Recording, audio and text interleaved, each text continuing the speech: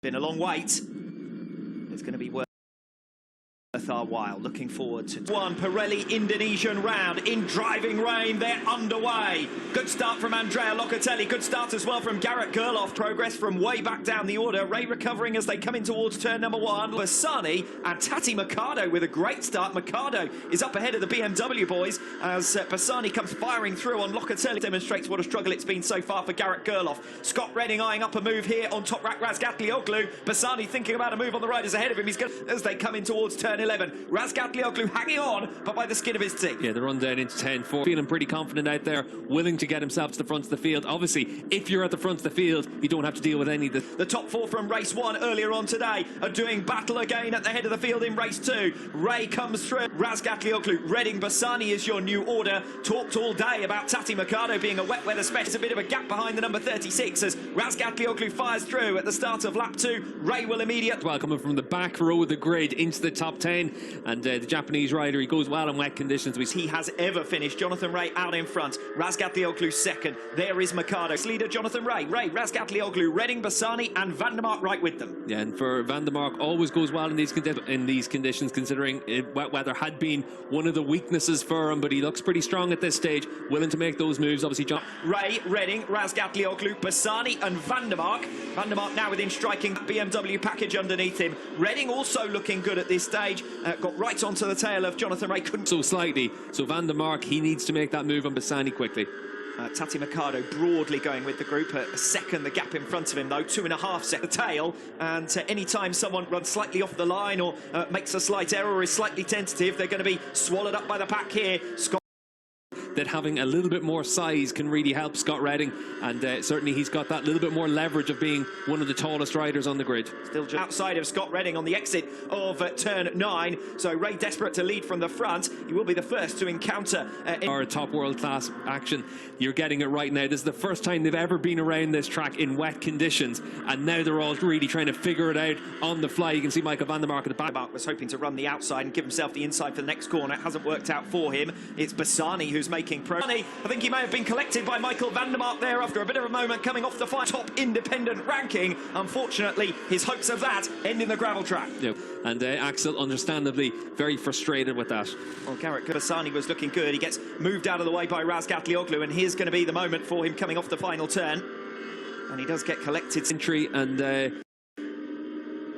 Van der Mark lifts into the path perhaps of, and that one was less contentious. Axel Bassani's collision there with Michael Van der Mark after already being unsound, but Redding responding quite nicely. Meanwhile, Michael Van der Mark getting through on Razgatlioglu. That's for third. Former teammates Van der Mark and Toprak Razgatlioglu. You can see how much rain is coming down. You can see how much gravel was left out in the racetrack as well there.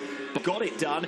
Redding up at the front then. Ray in second. The gap now over a second. So this fight for third position. Van der Mark trying to come through in attack. Can't quite get there as they make their way through the right-hander when they come across the line. The one thing is, right now, 1:44.0 was Scott Redding's last lap time. A dry weather lap around here is a Van der Mark to bridge any more of that gap because the pace of the front's really fast. Fine performance though. Might never see the light of day. Scott Redding out the front of the field. 1:43.648 in these conditions. That's astonishing. Razgatlioglu again. Top rack though. We saw last time around he was a lot faster in the second half of the lap than Toprak. Jonathan Rea coming back at Scott Redding. We rejoin the race-leading battle, and Ray has come through on Redding, and here goes Van der Mark on Razgatlioglu, and quietly nobody knows which way to recover that third place. I said no, everyone's got nothing to lose in this race. That's how they're approaching it as well. Good battling between. The back down the order, Tom Sykes occupies 5th position. Kota Nazane going to be a career best if he'll a 3-point margin Locatelli at the end of this season as Van der Mark and Razgatlioglu almost come. But it is only a couple of tenths of a second between himself and Scott Redding. Yeah, it's new personal best from Razgatlioglu last time around, but still it looks like Van der Mark manages to get that corner hooked up really well, and obviously we've seen in the dry conditions how strong Toprak is on the brake. Falls Ray or Redding or both out in front, there's not going to be any change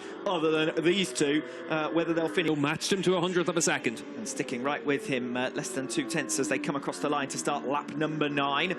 So Van der Mark recovering that third place. Yeah, Nazane behind us has lost a lot of time last time around, got picked off off by Gate. Still with big slide there for Toprak. He's using the curves in down the road. Here he is on board the number 66.